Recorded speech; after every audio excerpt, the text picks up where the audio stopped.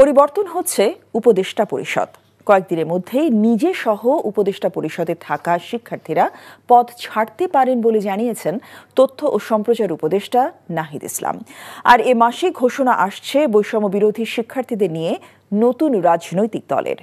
এনটিভিকে মাসখানেক ধরে আলোচনায় রয়েছে অন্তর্বর্তী সরকারের উপদেষ্টাদের মাঝে ছাত্র প্রতিনিধি যারা রয়েছেন তারা পদত্যাগ করবেন। ফেব্রুয়ারি মাসের শুরুতে এই পদত্যাগ আলোচনা জোরালো হয়। মোটামুটি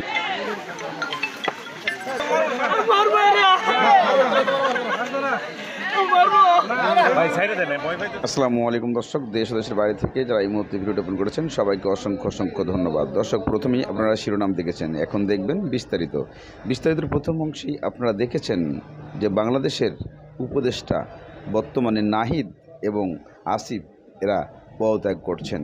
কেন? তারা নতুন দল গঠন করছেন এজন্যই।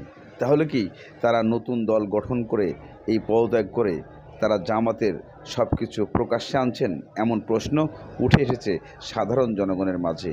তবে নাহিদ কেনই বা হঠাৎ করে পদত্যাগ করবেন, এমন প্রশ্ন যখন সবাই ছুড়ে দেয় তখন উঠে আসে আসল রহস্য। এই রহস্যর শেষ কোথায় জানতে অবশ্যই আপনাদেরকে পুরো ভিডিওটা দেখতে হবে। তবে নাহিদ কি বলেছেন, চলুন আমরা তার কিছু বক্তব্য শুনে আসি, তাহলে বুঝতে পারবো সত্যি কি পদত্যাগ করছেন। মাসখানেক ধরে আলোচনায় রয়েছে অন্তর্বর্তী সরকারের উপদেষ্টাদের মাঝে ছাত্র প্রতিনিধি যারা রয়েছেন তারা পদত্যাগ করবেন। ফেব্রুয়ারি মাসের শুরুতে এই পদত্যাগ আলোচনা জোরালো হয়। মোটামুটি নিশ্চিত হওয়া যায় ছাত্রদের নতুন দলের নেতৃত্ব দেবেন নাহিদ ইসলাম। সুতরাং দল ঘোষণার আগে অথবা ঘোষণার পরপরেই পদত্যাগ করবেন তরুণ এই নেতা। কিন্তু সেটা কবে? জানা গেছে আগামী 23 ফেব্রুয়ারি উপদেষ্টার পদ থেকে পদত্যাগ করতে পারেন নাহিদ ইসলাম। আর 24 ফেব্রুয়ারি ঘোষণা করা হবে ছাত্রদের নতুন রাজনৈতিক দল। তবে এখনই পদত্যাগ করছেন না আসিফ মাহমুদ, সজীব ভুইয়া আর মাহফুজ আলম। শোনা গেছে ছাত্রদের নাম চূড়ান্ত না হওয়া পর্যন্ত রাজনৈতিক দলটিতে এই দুইজনকে আপাতত কোনো পদ দেয়া হচ্ছে না। তারা সরকারে থেকে নির্বাচনের আগ পর্যন্ত পরিস্থিতি বিবেচনা করবেন, তারপর সিদ্ধান্ত নেবেন। নাগরিক কমিটির আহ্বায়ক নাসিরউদ্দিন পাটোয়ারি আগেই বলেছেন 15 ফেব্রুয়ারি থেকে 28 ফেব্রুয়ারির মধ্যে নতুন দলের ঘোষণা দেয়া হবে। জানা গেছে প্রথমে দলের নাম আর আহ্বায়ক কমিটি ঘোষণা করা হবে। ঈদের পর কাউন্সিলের মাধ্যমে পূর্ণাঙ্গ দল আর কাঠামো ঘোষণা করা হবে।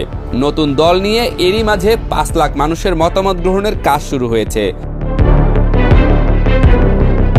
ছাত্রদের নতুন দলের কাণ্ডারি হবেন নাহিদ ইসলাম, এ নিয়ে তাদের মাঝে খুব একটা দ্বিমত নেই। তবে সদস্য সচিব কে হবেন তা নিয়ে রয়েছে মিশ্র প্রতিক্রিয়া। এ পদের জন্য শোনা যাচ্ছে বেশ কয়েকটি নাম: আক্তার হোসেন, নাসিরউদ্দিন পাটোয়ারি, সার্জিস আলম এবং আলী আহসান জুনায়েদ। এছাড়াও দলটির গুরুত্বপূর্ণ পদগুলোতে আরও যাদের নাম শোনা যাচ্ছে তারা হলেন হাসনাত আবদুল্লাহ। পরিবর্তন হচ্ছে উপদেষ্টা পরিষদ। কয়েকদিনের মধ্যেই নিজে সহ উপদেষ্টা পরিষদে থাকা শিক্ষার্থীরা পদ ছাড়তে পারেন বলে জানিয়েছেন তথ্য ও সম্প্রচার উপদেষ্টা নাহিদ ইসলাম। আর এ মাসে ঘোষণা আসছে বৈষম্য বিরোধী শিক্ষার্থীদের নিয়ে নতুন রাজনৈতিক দলের। এনটিভিকে দেয়া সাক্ষাৎকারে এসব বলেন তিনি। জানান, জাতীয় নির্বাচনের আগে আওয়ামী লীগ নিষিদ্ধের সিদ্ধান্ত আসতে পারে, তবে অধ্যাদেশ নয়, বিচারিক প্রক্রিয়ার মধ্য দিয়ে। নির্বাচন নিয়ে বিএনপির অবস্থান পরিষ্কার করায় সরকারের সাথে দূরত্ব কমেছে বলেও মনে করেন নাহিদ ইসলাম। সরকারি চাকুরিতে কোটা বাতিল আন্দোলন থেকে সরকার পতনের ডাক, আর গণ অভ্যুত্থানের মাধ্যমে আওয়ামী লীগ সরকারের পতন। তারপর কেটে গেছে 6 মাসেরও বেশি সময়। দেশ পুনর্গঠনে ঐক্যমত্য তৈরির লক্ষ্যে গেল বছরের 8 সেপ্টেম্বর শিক্ষার্থীরা গঠন করেন জাতীয় নাগরিক কমিটি।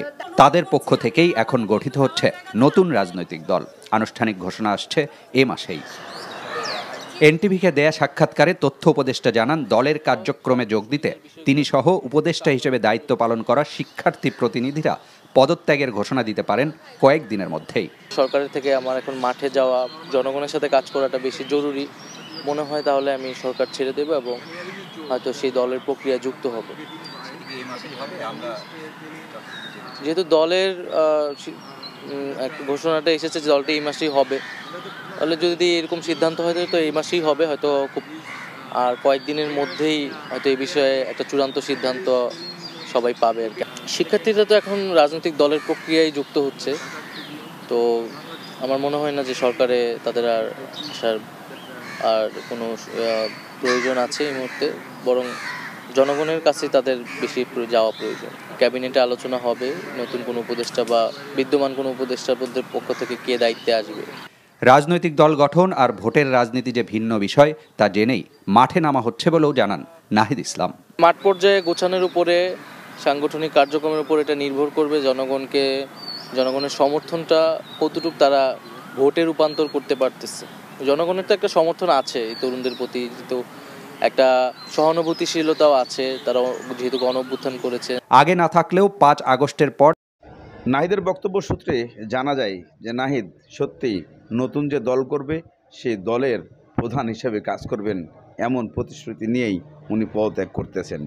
এই আশা তাদের কতটুকু পূর্ণতা পাবে তা আমরা এখনও ভাবতে পারছি না। তবে দেশে কি হতে চলেছে, এই দেশের পরিস্থিতি, এদিকে নিজের সন্তান নিজের মাকে কুপিয়ে হত্যা করা, এই হত্যা করাটা কতটুকু গুরুত্বপূর্ণ, যে একজন সন্তান মাকে কখন কুপিয়ে মারে, যা প্রশ্নের উত্তরে এই সন্তান বলেছিলেন যে আমার বাধা দিয়েছিল বাইরে যেতে, তাই আমি তাকে কুপিয়ে মেরে ফেলেছি।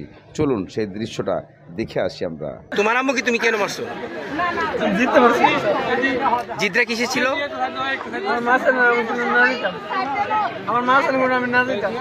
তোমার আম্মা চাইতো তুমি যেন কোথাও না যাও, এই জন্য জিততে মারছো। মানে মানুষের যন্ত্রণা আমি অতিষ্ঠ।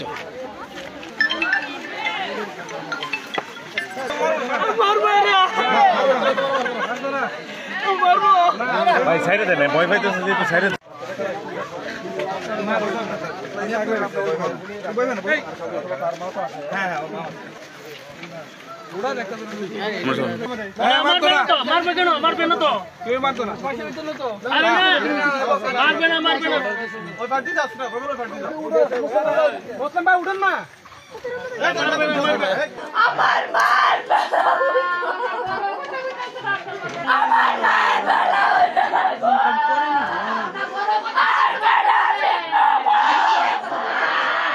আমরা তো মনটা টানে না যে আমার ভাই যে কামটা করব, আর আমার ভাই 50 টাকা নুডি চিনে না, 20 টাকাও চিনে না, তাহলে আমরা কি ধারণা আছে আমরা ভাই এই কাম করব?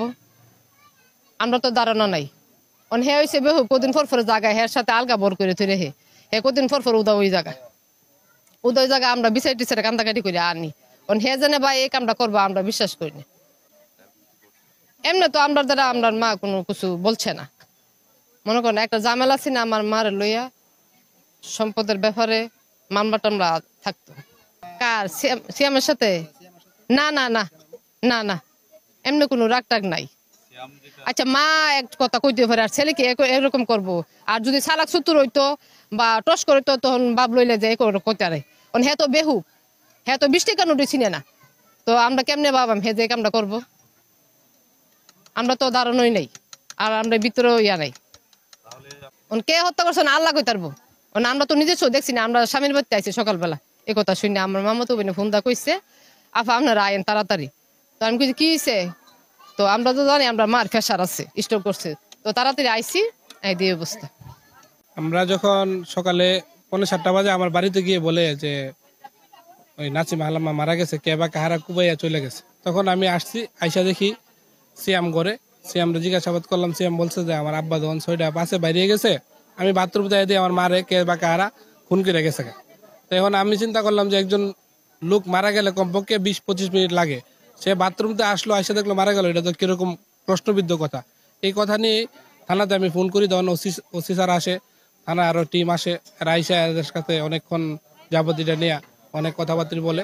ভিকটিমের যে নাতি, ওই নাতি সাক্ষী প্রমাণে সে বলছে যে আমার মামা আমার নানুকে মারছে সাইড দিয়ে এবং দা দিয়ে কুপিয়ে হত্যা করছে। সে হত্যা করে সে বাথরুমে গিয়ে তার যে পরনে গেঞ্জি ছিল এইগুলা দিয়ে সে তার দাটা পরিষ্কার করে রাখে। সে এখন সে স্বীকারোক্তি আসছে যে আমি আমার মাকে খুন করেছি, এবং সে যেগুলো দিয়ে দা এবং সাইড দিয়ে যে সে হত্যা করছে এগুলো সে বের করে দিয়েছে। পুলিশ তাকে পুলিশের হেফাজতে নিয়ে গেছে। সকাল অনুমান 7:30 ঘটিকার সময় সংবাদ পেয়ে, এই যে হত্যাকাণ্ডের সংবাদ পেয়ে আমি ঘটনাস্থলে যাই। আপনারা জানেন এটা দক্ষিণ ইউনিয়নস্থ আনন্দপুর গ্রামের পূর্বপাড়া গ্রামে ঘটনা ঘটেছে। এটা সংবাদ পাওয়ার পরে আমি আমার ফোর্স সহ ওখানে যাই। যাওয়ার পরে আমি লাশের যে কার্যক্রম যেটা আমরা এটা পরিচালিত করছি, পরে যে আমাদের সন্দেহভাজন যারা ছিল তাদেরকে জিজ্ঞাসা করছি, তো জিজ্ঞাসাবাদের এক পর্যায়ে এই ভিকটিমের সাথে রাত্রে ঘুমানো মানে ভিকটিম মৃত্যুকালীন সময় এবং রাত্রিকালীন তার মেয়েঘরের একটা নাতি ছিল, একটা ছেলেটার নাম হচ্ছে ওমর ফারুক, বয়স 7 বছর। তাকে জিজ্ঞাসা করে এক পর্যায়ে সে বলে যে তার মামা, আপন মামা অর্থাৎ ভিকটিমের ছেলে, ওই ছেলেটার নাম হচ্ছে সিয়াম, বয়স 19, সে মানে আপনার দিয়ে বটি দিয়ে কোপ মেরে আঘাত মানে হত্যা করছে। তো এই সংবাদ, এই তথ্যের উপর ভিত্তি করে আমরা আবার সিয়ামকে জিজ্ঞেস করলাম। সিয়ামও পরবর্তী পর্যায়ে এটা স্বীকার করছে যে হ্যাঁ, সেই তার মাকে হত্যা করেছে এবং তার দেখার মতে আমরা যে বটি দিয়ে হত্যা করছে বটি উদ্ধার করেছি এবং তার পরনে যে গেঞ্জি ছিল যেটা দিয়ে সে বটির রক্ত মুছেছে, ওই গেঞ্জি আমরা টি শার্টটা উদ্ধার করেছি এবং তার যে গলা একটা তাবিজের মধ্যে দড়ির মতো আমরা রক্তের দাগ দেখতেছি। তো সার্বিকভাবে আমাদের প্রাথমিকভাবে মনে হচ্ছে যে এই হত্যাকাণ্ড ঘটিয়েছে এই ভিকটিমের ছেলে সিয়াম, এই হত্যাকাণ্ডের জন্য দায়ী। এর বাইরেও আরো কারা যুদ্ধ আছে বা এই ঘটনা যেটা পেয়েছি এটার আরো সঠিকতা যাতে আমরা আর কাজ করতে